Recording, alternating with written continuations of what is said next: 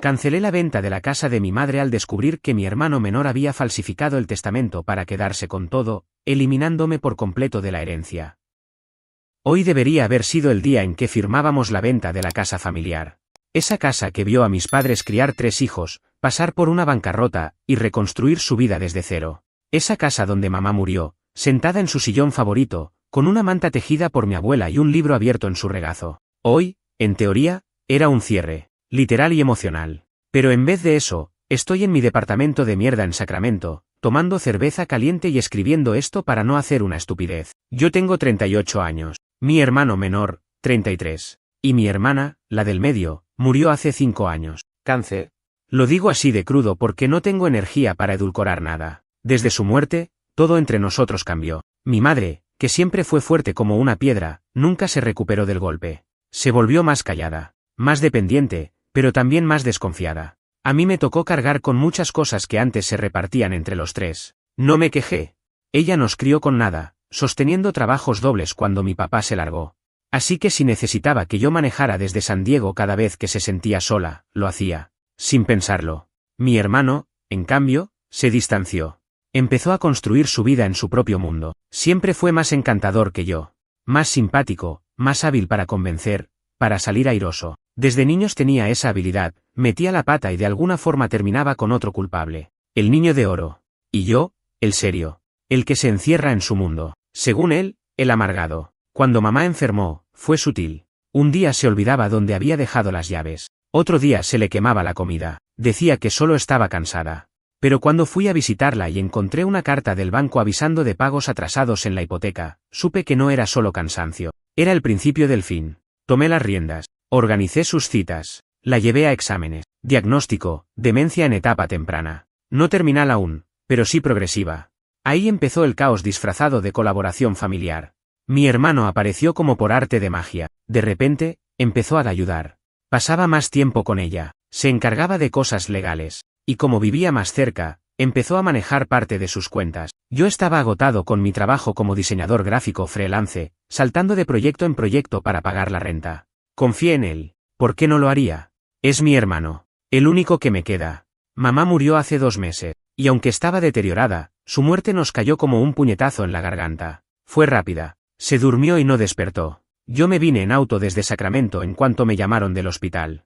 Mi hermano estaba ya ahí, con su cara de niño bueno y los ojos rojos, diciendo que mamá había partido en paz. Los primeros días fueron un torbellino de trámites, condolencias y formalidades. Entre eso, yo ni pensé en revisar nada sobre la herencia. Mamá nunca tuvo mucho. Esa casa era lo único valioso. Nos la dejó a los 2, o eso creía yo. La idea era venderla y repartir. Él mismo lo dijo durante la cena después del entierro. Sería lo mejor, repartir y seguir adelante. Yo, ingenuo, lo creí.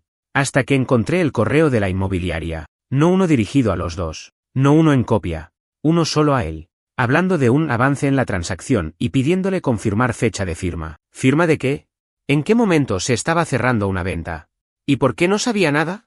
Ahí empezó todo. Revisé los papeles de mamá, abrí su escritorio, y encontré algo que me dejó helado, una copia de un testamento, modificado, con fecha de apenas un mes antes de su muerte, donde dejaba la casa solo a él. Y la firma era una burla. Literalmente, parecía escrita por alguien con la mano dormida. No era la firma firme de mi madre. Era temblorosa, casi infantil, falsa. Me quedé congelado. Mi estómago se retorció como si me hubiera tragado un cubo de hielo entero. ¿Mi hermano falsificó el testamento? ¿De verdad se animó a hacer eso? Lo llamé. No atendió. Fui directo a la casa. Lo encontré con el agente inmobiliario, tomándose un café y bromeando sobre cuánto podrían sacar con una oferta en efectivo. No sé cómo me contuve. Pero algo en mí se rompió. Lo miré y le dije, sin rodeos. ¿Vendiendo la casa sin mí? ¿Con un testamento trucho? No me contestó de inmediato. Se quedó ahí, congelado, como si hubiera visto un fantasma. El agente inmobiliario nos miró a los 2, incómodo, sin entender del todo lo que pasaba. Recién cuando me acerqué más y saqué del bolsillo la copia del testamento, su cara cambió. Primero incredulidad, después nervios, y finalmente, algo que no voy a olvidar nunca, desprecio. Como si yo fuera el problema por meterme donde, según él, no debía. No sé de qué estás hablando, fue lo único que dijo al principio. El agente, que parecía más un vendedor de autos usados que un profesional de bienes raíces, intentó mediar. Dijo algo como podemos hablar esto después, con calma, pero yo lo interrumpí y le pedí que se retirara. No de forma educada. Le grité que se fuera. Estaba temblando. No por miedo. Por rabia. Cuando se fue, cerré la puerta con fuerza y me senté en el sillón donde mamá solía dormir la siesta. Me tomó unos segundos recuperar el aliento. Mi hermano estaba parado frente a mí, con los brazos cruzados, como un niño atrapado robando galletas, pero sin remordimiento. ¿Qué hiciste, cabrón? ¿Creías que no me iba a enterar? Le solté. Y ahí empezó su defensa. Que no era falso. Que mamá quiso dejarle la casa a él porque siempre estuvo más cerca. Que yo estaba exagerando. Que ya era hora de dejar el pasado atrás. Todo con una voz pausada, como si fuera él el que tenía que tranquilizarme a mí. Viejo, tú ni siquiera estabas aquí cuando ella más te necesitaba. Me dijo. Eso me tocó la herida. Porque es verdad, no vivía cerca. Pero era yo el que llevaba los medicamentos cada mes. Yo el que manejaba 6 horas para llevarla a sus controles. Yo el que organizó su último cumpleaños cuando ni siquiera recordaba bien cuántos años cumplía. ¿Y él, el que hizo? Estar físicamente cerca no es lo mismo que estar presente. Le pregunté cuando había hablado con mamá sobre el Nuevo Testamento. Su respuesta fue vaga. Dijo que fue en una conversación sin testigos. En uno de esos días donde ella ya mezclaba nombres y olvidaba dónde estaba. ¿Y eso fue suficiente para que creas que podía tomar decisiones legales? Le dije que el testamento estaba manipulado, y que la firma no coincidía con ninguna de las que yo había visto en otros documentos. Él se encogió de hombros. Le valía madres. Y ahí fue cuando entendí lo que realmente estaba pasando. Mi hermano no quería compartir nada. No por necesidad. No por justicia. Era por revancha. Siempre se sintió menos. El segundón.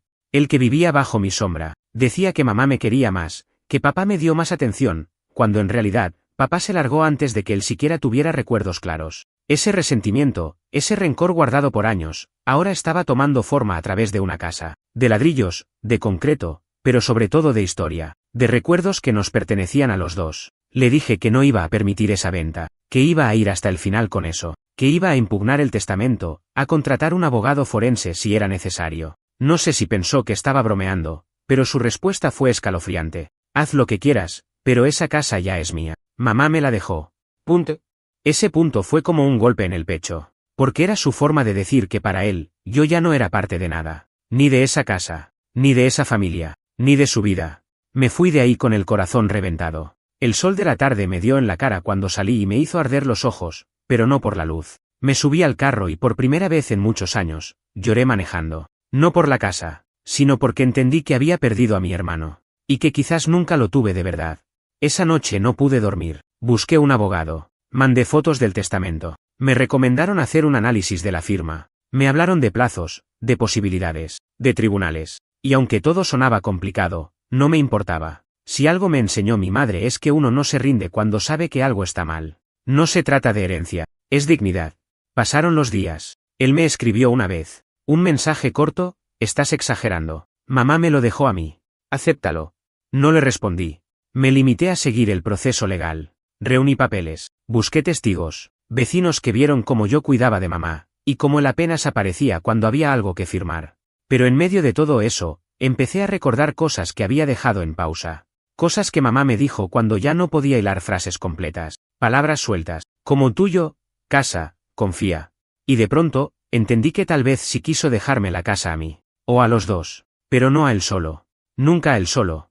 El notario era un tipo de unos 50 y tantos, con gafas gruesas, cara de cansado y una voz tan monótona que hasta el abogado bostezó durante la videollamada. Pero lo que dijo bastó para que mi corazón se me fuera al piso. Primero, confirmó que sí, había certificado un testamento firmado por mi madre. Lo recordaba porque fue uno de los pocos que hizo en casa, ya que mi hermano pidió una atención especial dado el estado de salud de mamá. Pero luego vino la parte turbia. Cuando el abogado le preguntó si estaba seguro de que mi madre estaba en condiciones mentales para firmar algo así, dudó. Literalmente se quedó en silencio por unos segundos, luego dijo: no estoy calificado para hacer ese tipo de diagnósticos, yo solo certifico que hay firma y presencia. Ella estaba tranquila, pero sí, parecía desconectada. Desconectada. Esa palabra me golpeó como un ladrillo. Porque era exacta. En esos últimos meses, mamá tenía momentos lúcidos, pero muchos otros no. Había días que pensaba que mi hermana seguía viva. Otros, no me reconocía hasta que le hablaba por varios minutos. ¿Cómo alguien así puede tomar una decisión legal tan fuerte como cambiar su testamento? Le pedimos al notario una declaración por escrito. Accedió.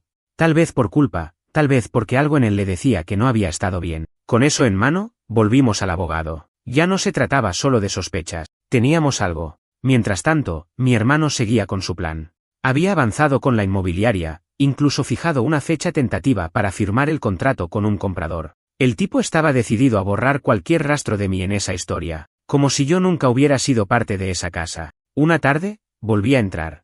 Usé la llave que todavía tenía del portón. La casa estaba vacía, salvo por unas cajas de cartón con cosas que él había sacado de los armarios. Papeles viejos, adornos, fotos. Algunas estaban en el suelo, tiradas como basura. Me arrodillé a recogerlas y encontré una que me desarmó. Era mamá, en la cocina, con mi hermana en brazos y yo parado al lado, sin camisa, lleno de pintura en la cara. La parte de atrás de la foto decía, nuestros días más felices, nunca los olvides, y la firma de mamá, con su caligrafía firme, nítida. No esa mierda temblorosa del testamento falso. Me quedé ahí, sentado en el suelo de la cocina, abrazando esa foto como si fuera lo único que me quedaba. Y por un momento, dudé si todo esto valía la pena. Si pelear con mi hermano por una casa rota, por recuerdos fracturados, era lo correcto. Pero luego me vi a mí mismo en esa foto, con 6 años, sonriendo sin miedo, sin rencor, sin saber que algún día todo se iría al carajo.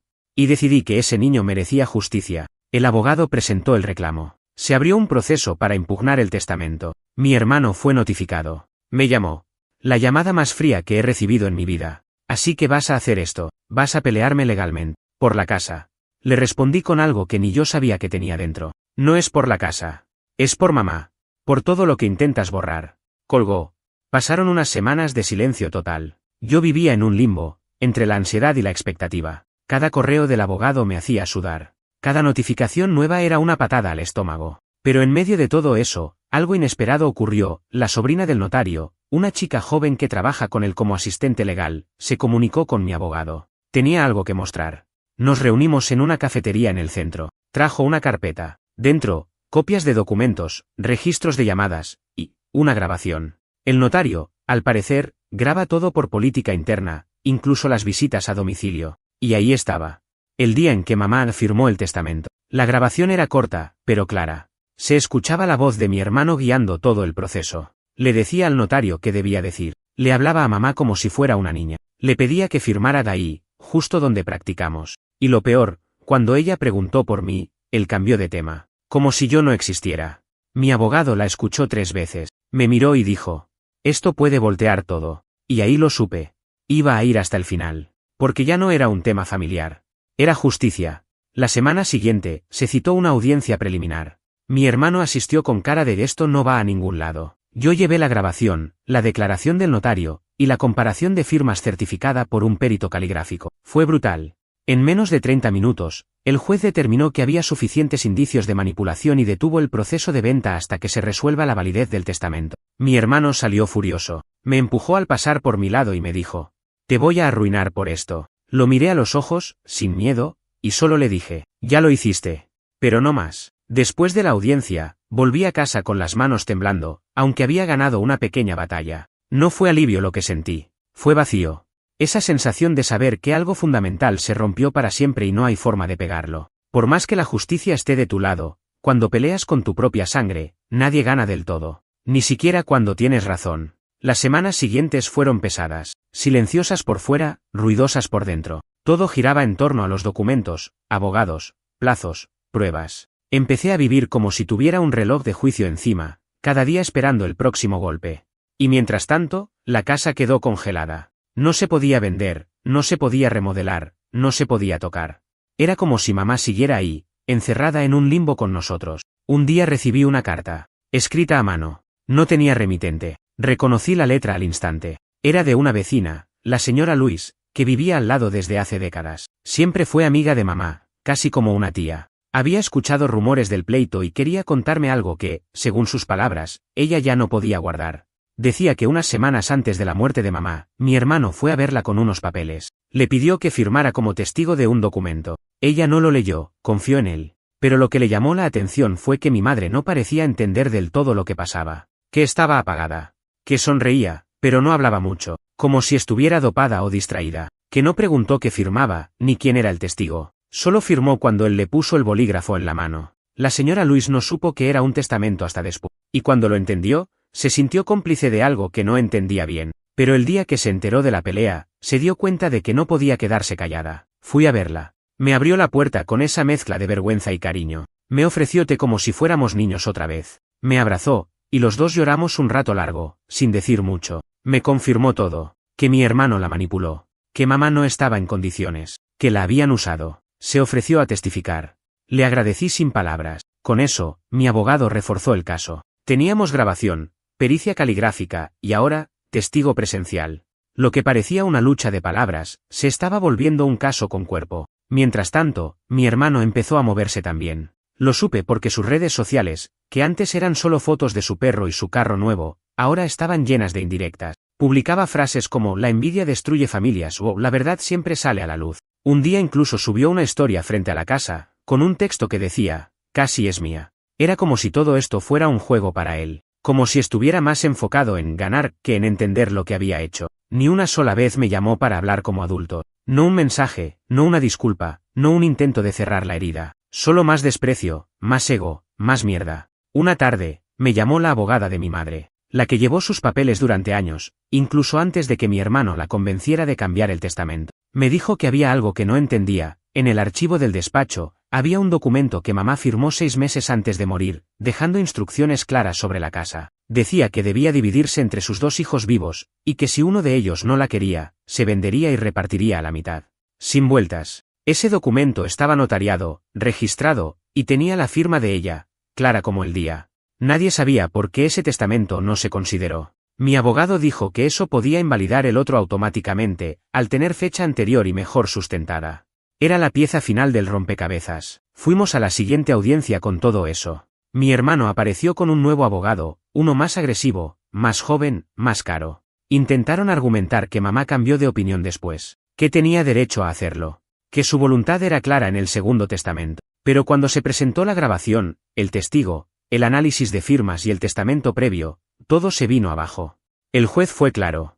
Habría una investigación formal. Y hasta que se resolviera, la casa no se movería ni un centímetro. Peor aún para él, había riesgo de que lo investigaran por falsificación de documentos y manipulación de una persona vulnerable. O sea, posible delito penal. La cara de mi hermano lo dijo todo. Ya no estaba altanero, ya no jugaba al ofendido. Estaba pálido, asustado. Vi el miedo por primera vez, y no sentí placer. Sentí lástima. Después de la audiencia, lo vi afuera del juzgado. Caminaba con los hombros encogidos, como un niño castigado. Lo seguí, sin que me viera. Lo vi meterse en su auto, poner la cabeza sobre el volante y quedarse ahí, quieto. Por un momento, quise acercarme. Quise decirle algo. Pero no lo hice. Me fui. Esa noche volví a la casa. Entré solo. Caminé por cada habitación. Miré las marcas en la pared donde medíamos nuestra altura. Abrí los cajones de la cocina. Todo seguía igual. Silencioso. Pero por primera vez en mucho tiempo, no sentí enojo. Sentí paz. Como si mamá, desde donde esté, me dijera que ya basta. Que lo importante no es el ladrillo, es la verdad. Después de esa noche en la casa, me desperté antes de que saliera el sol. No por ansiedad, no por rabia. Era como si mi cuerpo hubiera registrado que algo se había acomodado, aunque el problema seguía latente. Me hice un café viejo que encontré en la alacena, sin saber si aún estaba bueno, y me senté en el porche, donde mi madre solía pasar las tardes con una manta encima y un vaso de limonada. Por primera vez, la casa no se sentía como un campo de batalla. Se sentía como lo que fue, un refugio. Pero la calma no dura mucho cuando hay una demanda de por medio. Al día siguiente, el abogado me avisó que mi hermano había presentado una apelación para intentar anular la validez del testamento anterior, el que mamá dejó 6 meses antes de morir. Su argumento era débil, casi desesperado. Decía que ese testamento se hizo bajo presión a mí, que yo la había manipulado para que me incluyera. Sí, así debajo estaba cayendo. Fue entonces cuando entendí que no se trataba del valor de la casa, se trataba de otra cosa, de ego, de control, tal vez de revancha, o simplemente de una mentalidad podrida que había crecido en él durante años, y que ahora tenía una excusa para salir. La abogada de mamá me pidió que le enviara cualquier tipo de prueba que demostrara mi relación con ella durante esos meses. Fotos, mensajes, audios. Me metí en mi teléfono, en correos, hasta en los mensajes de voz del buzón. Encontré cosas que me partieron en dos. Audios de mi madre preguntándome si había comido. Mensajes agradeciéndome por el regalo de su cumpleaños, aunque ella ya no sabía qué día era. Una nota de voz donde me decía que no entendía bien los papeles que mi hermano le había llevado, pero que confiaba en mí para revisarlos. Era como si me estuviera dejando, sin saberlo, pruebas de todo lo que ahora tenía que demostrar frente a un juez. Reuní todo eso y lo mandé. La abogada me llamó esa misma noche. No para hablar del caso, sino para decirme algo que nadie me había dicho en todo este tiempo, que estaba orgullosa de mí, que era difícil sostener una pelea legal, emocional y familiar al mismo tiempo sin perder la cabeza. Me quedé mudo, porque no sentía orgullo, sentía cansancio, sentía que todo esto me había robado años que nunca voy a recuperar. A la semana siguiente, recibí una llamada inesperada. Era el abogado de mi hermano. Me hablaba con ese tono protocolar, como si no estuviera metido hasta el cuello en la porquería. Me dijo que su cliente estaba dispuesto a negociar antes de que esto llegara a juicio completo, que podríamos resolverlo fuera de la corte. Traducción, mi hermano sabía que lo tenía perdido. Me ofrecían repartir la casa 60/40 a su favor si yo desistía del proceso. Una especie de trato de paz disfrazado de generosidad. Pero lo que no sabían es que ya no era sobre el porcentaje, ya no era sobre tener más o menos, era sobre limpiar el nombre de mi madre, dejar en claro que no estaba loca, ni manipulada, ni ausente, que no firmó nada con claridad cuando ya no era ella. Rechacé la oferta. Y eso desató otra tormenta. Esa misma tarde, recibí un mensaje de texto de él. El primero en semanas. ¿Vas a joderme la vida solo por una casa? ¿Es eso lo que quieres? No respondí. No iba a entrar en ese juego, pero sí lo compartí con mi abogado, que lo agregó al expediente como prueba del tono manipulador que venía sosteniendo todo este tiempo. A los pocos días, fue citado nuevamente a declarar. Y esta vez, algo cambió. Durante la audiencia, por primera vez, mi hermano no habló. No intentó justificar nada. Su abogado lo hacía todo, mientras él miraba al suelo. Era como si el peso de sus propias decisiones finalmente hubiera caído sobre sus hombros. Como si, por un segundo, se diera cuenta del daño que había causado. No solo legalmente, sino emocionalmente. El juez pidió revisar todo el expediente, todas las firmas, todos los testigos, cada documento, la grabación. Y cuando terminó, dijo algo que se me quedó grabado. No se trata solo de propiedades, se trata de la voluntad de una persona que ya no está aquí para defenderse. Y esa voluntad ha sido alterada, de forma intencional. El juicio aún no estaba cerrado, pero esas palabras me dieron un tipo de justicia simbólica que necesitaba desde el primer día. Salí de ahí sin mirar atrás. No vi a mi hermano. No hablé con nadie. Me subí al auto y manejé hasta la casa. Esta vez con una certeza distinta, no iba a permitir que nadie más mancillara ese lugar. Esa noche, dormí ahí.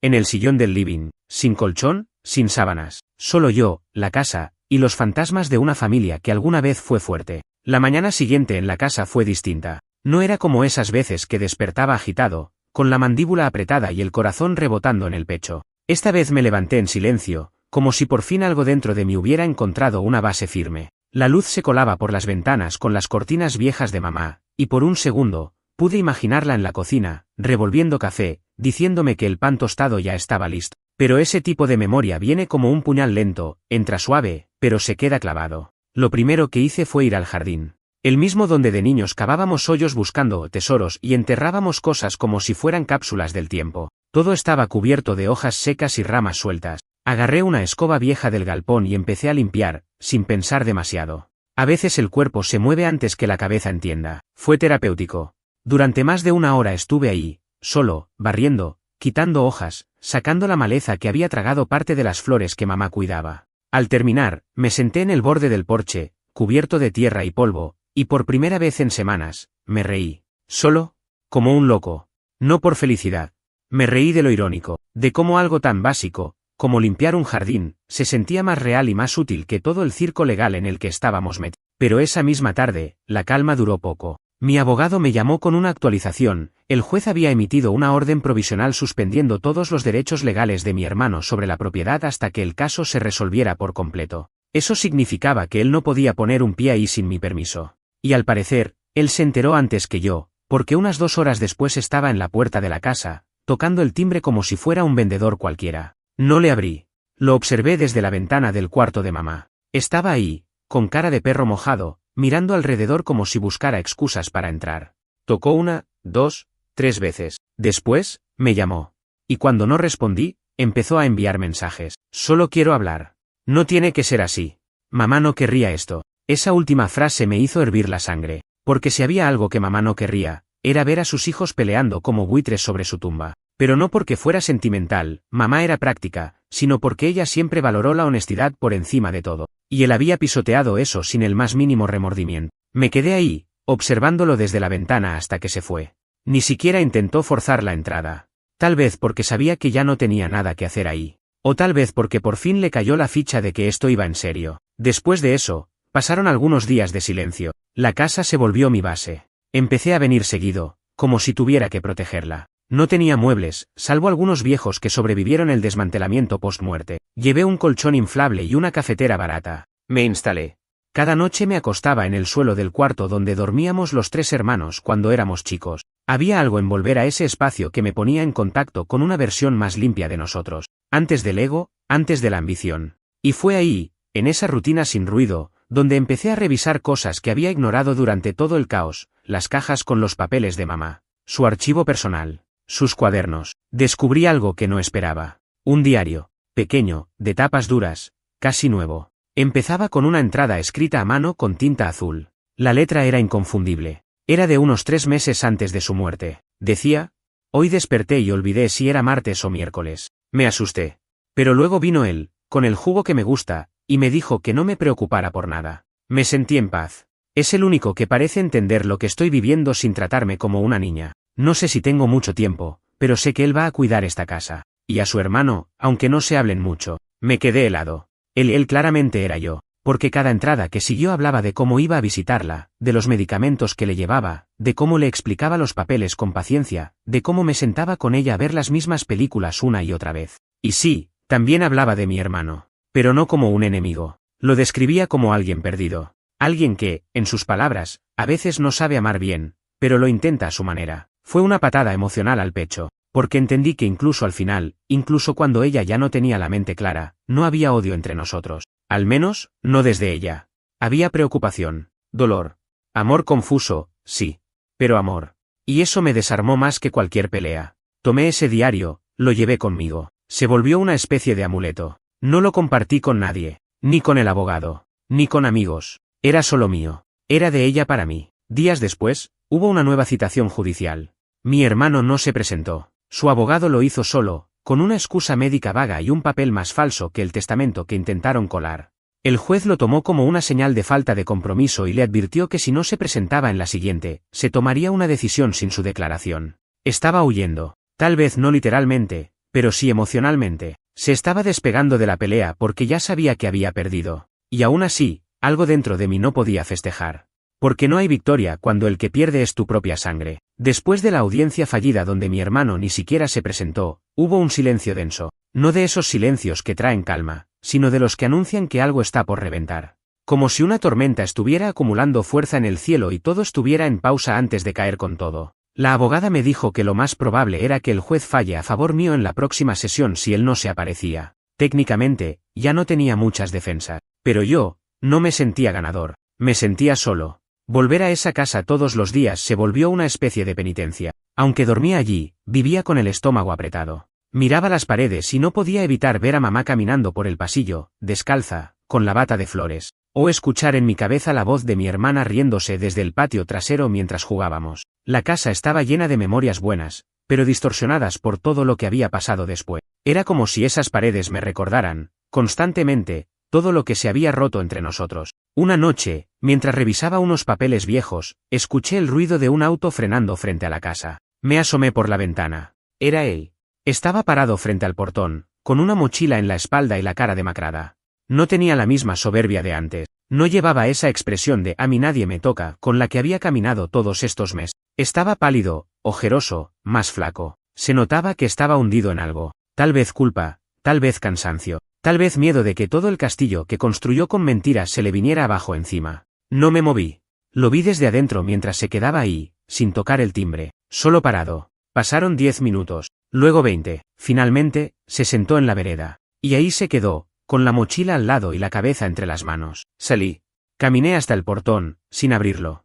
Nos miramos. Nadie dijo nada al principio. Era la primera vez en meses que nos veíamos frente a frente sin abogados, sin jueces, sin papeles, solo nosotros. ¿Puedo pasar?, preguntó. No dije que sí.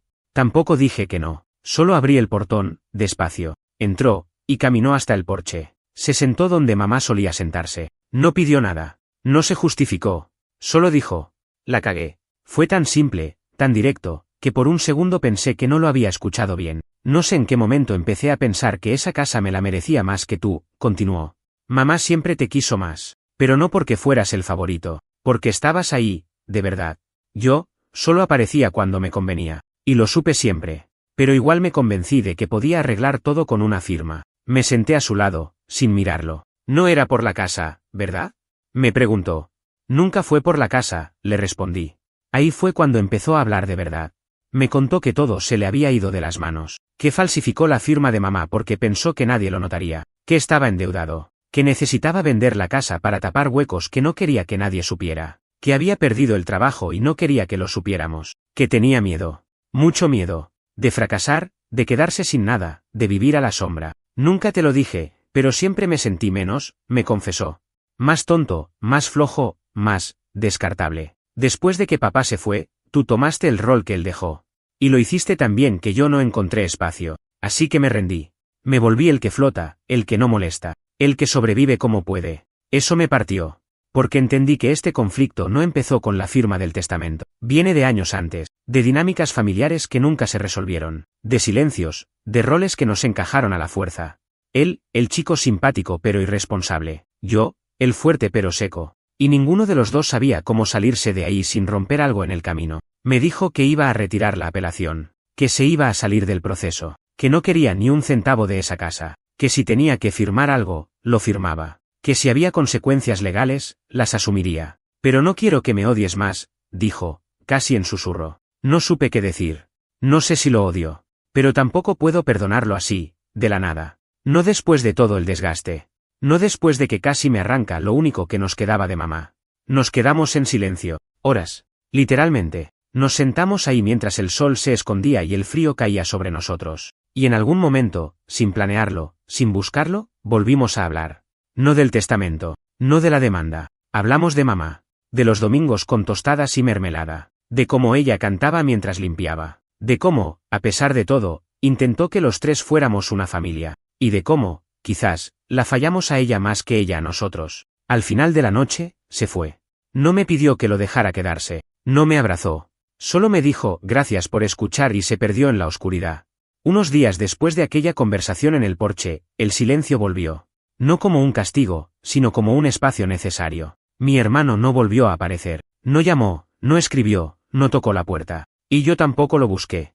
Habíamos dicho todo lo que se podía decir. Lo que sobraba era tiempo para digerirlo. Para ver si esas palabras se convertían en algo real, o si habían sido solo un intento desesperado de cerrar una herida sin coserla bien. El juicio seguía en pie, pero algo había cambiado. La abogada me informó que su representante legal había entregado una renuncia formal al caso. Sin apelaciones, sin negociaciones. Simplemente se retiraron. En lo legal, eso significaba que mi hermano ya no reclamaba ningún derecho sobre la casa. El proceso se cerró en menos de 2 semanas. El juez falló a mi favor sin ceremonia, sin discursos, solo un documento con una firma oficial que decía lo que ya sabía en el fondo, la casa era mía. Debería haber sentido alivio, o triunfo, pero lo que sentí fue una especie de vacío raro, como cuando se termina una pelea tan larga que te olvidaste por qué empezó. Me senté en el piso del cuarto donde dormíamos de niños, con el documento en la mano, y me di cuenta de que ya no se trataba de ganar o perder, se trataba de lo que viene después. Durante los siguientes días, empecé a limpiar la casa de verdad. No solo sacar el polvo o las cajas viejas. Empecé a tomar decisiones. Algunas cosas las doné. Otras las guardé. Las fotos, las cartas, los cuadernos de mamá, los metí en una caja con cuidado. Como si estuviera envolviendo algo sagrado. Pinté las paredes con la ayuda de un amigo. Compré muebles usados por internet. No porque no pudiera pagar nuevos, sino porque no quería borrar la historia de un saque. Solo darle una nueva forma. Una mañana, mientras tiraba una bolsa de cosas viejas, encontré una libreta de dibujo de mi hermana, de cuando tenía 12 o 13 años, llena de garabatos y bocetos, pero en la última hoja había una especie de mapa de la casa, con todos nosotros dibujados dentro. Mamá en la cocina, yo en la sala, mi hermana en el jardín, y mi hermano en el techo, arreglando una gotera, como decía la leyenda. Me reí, porque claro, él nunca arregló nada, pero en su imaginación, en su cabeza de niña, él también tenía un lugar. Y eso me hizo pensar. Una semana después del cierre del juicio, lo llamé. No para pelear. No para restregarle nada. Solo para decirle que la casa ya era legalmente mía, pero que no iba a venderla. Que no la iba a convertir en un Airbnb ni en un bien más para mostrar en redes. Que iba a vivir ahí un tiempo. Que necesitaba estar en ese lugar porque Por más mierda que se haya cruzado entre nosotros, era lo único real que quedaba de la familia que fuimos. Él no dijo mucho, solo que entendía, que no esperaba nada, y que, si algún día necesitaba ayuda con algo de la casa, podía llamarlo. No sé si lo haré. No sé si alguna vez podremos volver a tener una relación como hermanos. A lo mejor no, a lo mejor ese daño no se repara nunca. Pero ese día, después de colgar, salí al porche, me senté en el mismo lugar donde mamá tomaba su café cada mañana, y entendí que no todo tiene que terminar perfecto. A veces, solo basta con que termine con la verdad sobre la mesa.